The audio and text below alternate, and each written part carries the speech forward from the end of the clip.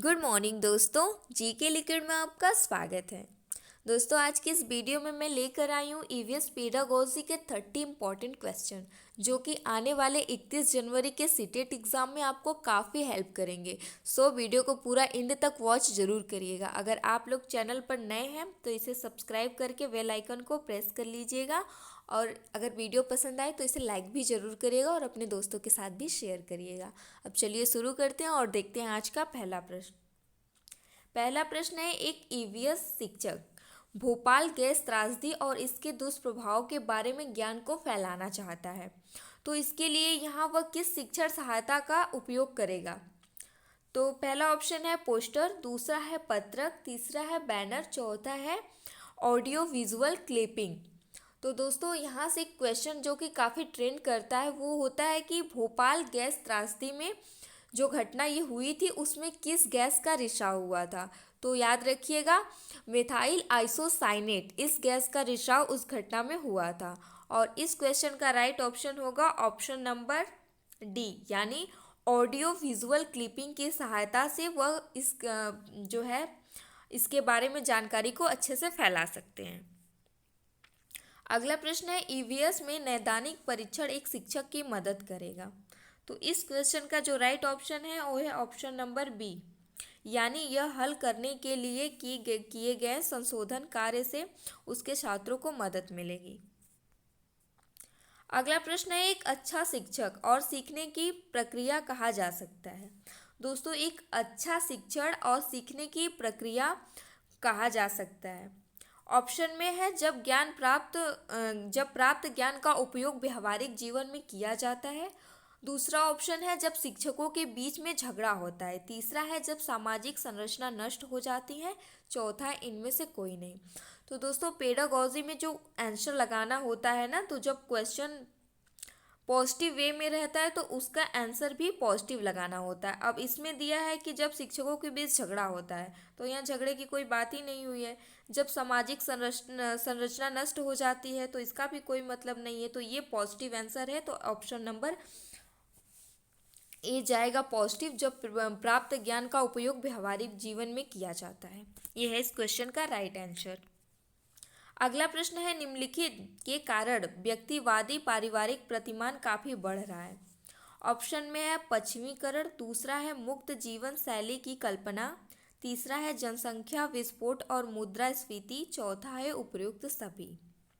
तो दोस्तों, इस क्वेश्चन का राइट ऑप्शन है ऑप्शन नंबर डी, यानी उपयुक्त सभी।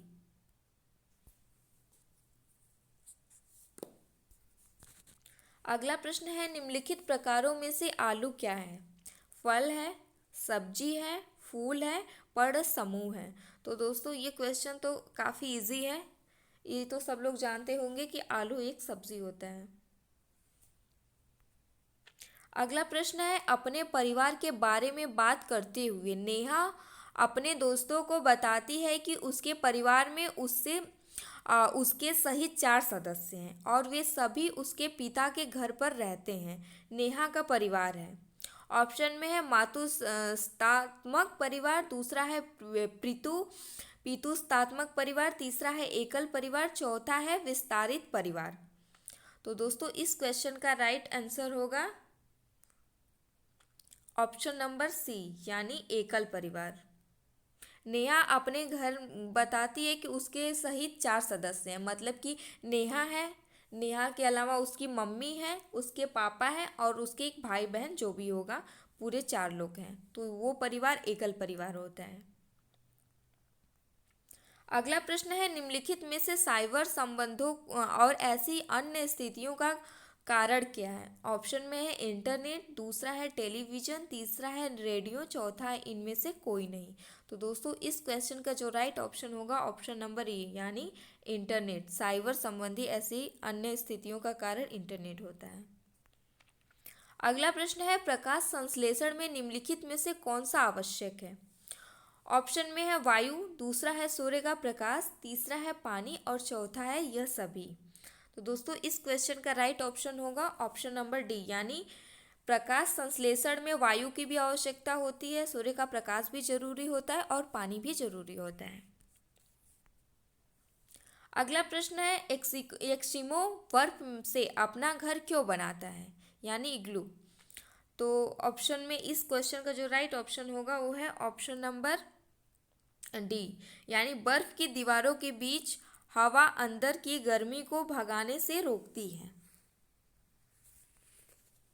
अगला प्रश्न है, निम्नलिखित में से कौन हवाई जानवरों के आश्रय के रूप में कार्य करता है। ऑप्शन में है गुफाएं, दूसरा है मान, तीसरा है पानी और चौथा है वृक्ष। तो दोस्तों इस क्वेश्चन का राइट ऑप्शन होगा ऑप्शन नंबर डी, यानी वृक्ष। अगला प्रश्न है, बबूल की लकड़ी से बना घर किस राज्य में पाया जाता है। ऑप्शन में है असम, दूसरा है गुजरात, तीसरा है राजस्थान और चौथा है पंजाब। तो इस क्वेश्चन का राइट आंसर है ऑप्शन नंबर सी, यानी बबूल की लकड़ी से बना घर अधिकतर राजस्थान राज्य में पाया जाता है।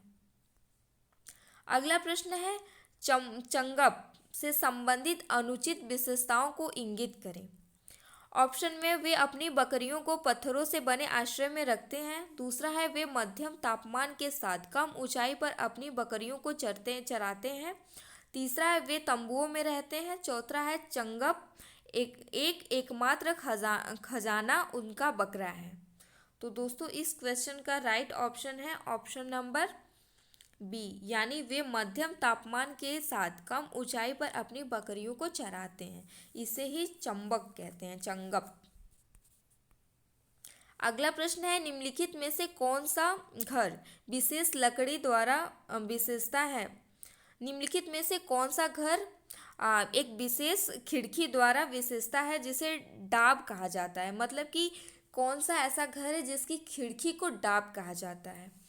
तो ऑप्शन है इग्लू, दूसरा है ऊंची इमारतें, तीसरा है पत्थर और लकड़ी का घर, चौथा है हाउस बोट।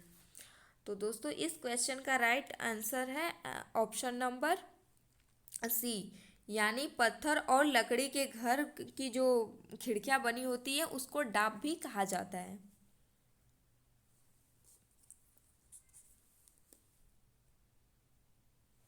अगला प्रश्न है, वंश वृद्धि अभिविन्यास का परिवार।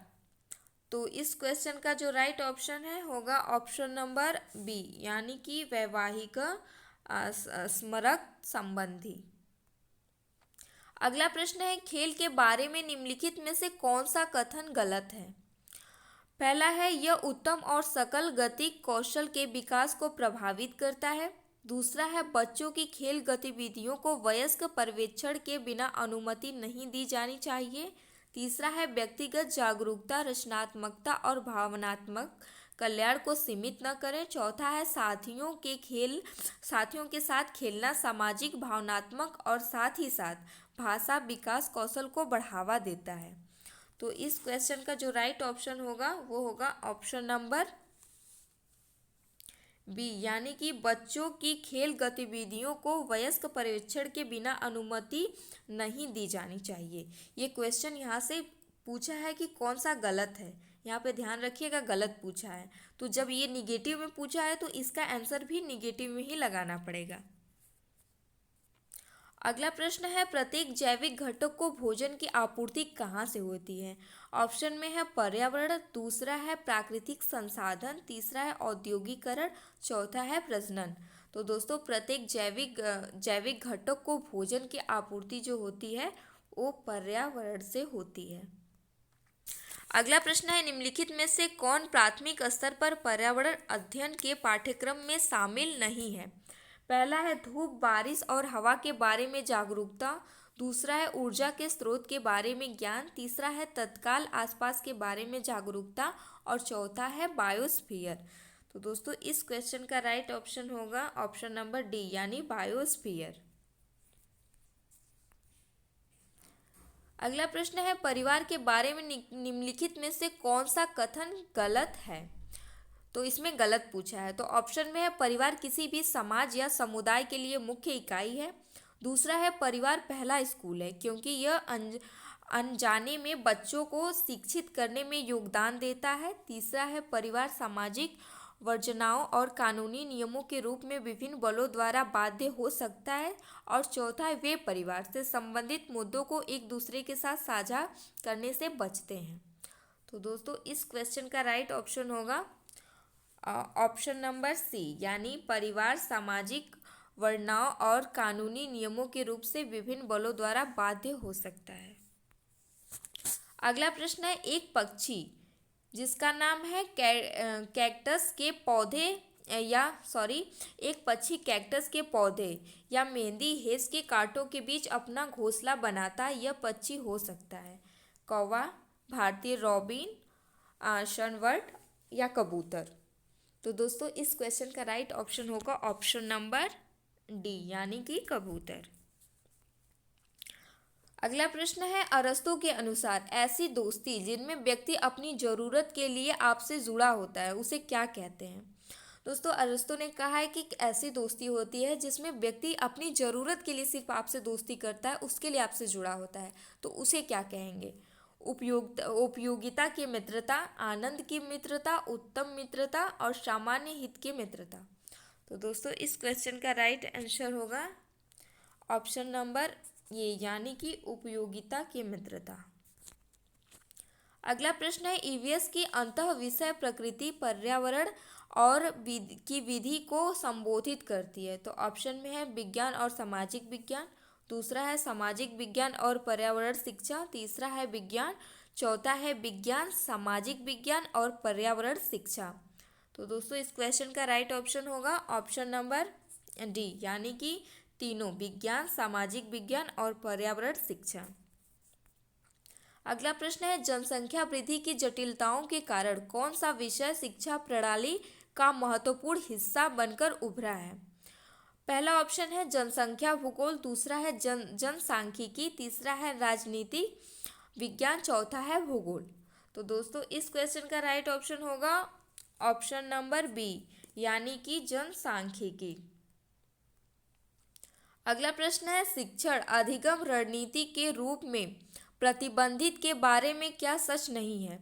पहला ऑप्शन है, इससे शिक्षार्थियों को अपने अधिगम के बारे में जानने में मदद मिलती है, दूसरा यह शिक्षार्थियों को सिद्धांत और उनके अनुभव के बीच संबंध स्थापित करने के लिए प्रोत्साहित करता है, तीसरा यह शिक्षार्थियों को उनकी सोच के सीखने के प्रभाव की समीक्षा करने में मदद करता है, और चौथा यह शिक्षार्थियों को दूसरे के विचारों को जानने में मदद करता है।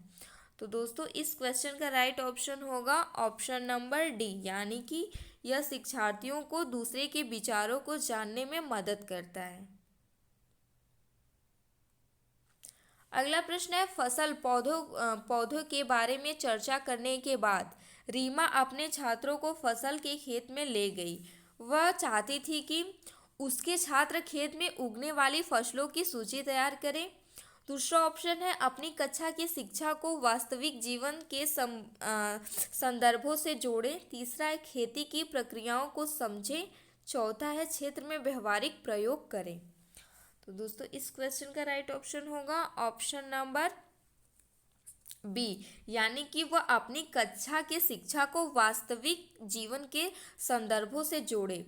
दोस्तों रीमा अपने छात्रों को फसल के खेत में इसलिए ले गई क्योंकि वह चाहती थी कि जो उनके मित्र हैं वो वास्तविक, मतलब कि जो भी कक्षा की शिक्षा उसको वास्तविक जीवन के संदर्भ के साथ जोड़ें, वास्तविक जीवन से उसको अच्छे से समझें।